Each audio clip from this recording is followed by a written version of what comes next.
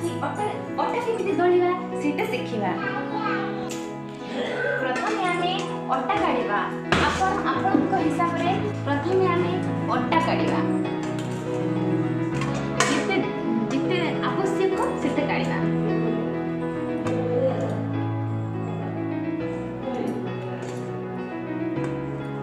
मु एतिकी अटा काढिली।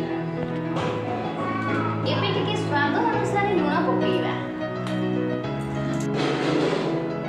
तापरे टिके रिफाइन तेल पकेइबा। रिफाइन तेल पकेइले अटा टिके सॉफ्ट स्मूथ हबो। टिके पानी काढिकी नबा।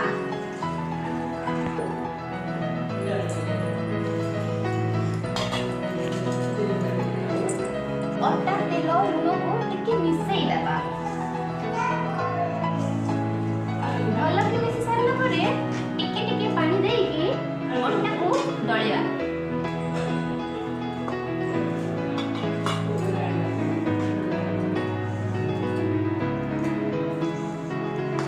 देखो केमती दळा होची।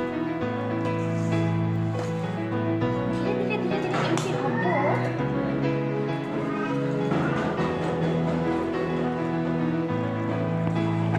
सांगो माने आपनक घरे राती कोन हुए रुटी ना भात मु भी टिके जानिबा को चाहूची।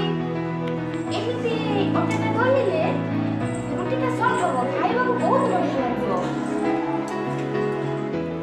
हमर दिनरे एबे रुटी पे केबे परेटा हुए केबे पूरी कोदिना चकुली कोदिना अटा चकुली एमिति गोटे गोटे आइटम नुआ आइटम हुए हमर। आपनकर कोन हुए प्लीज कमेंट करंतु।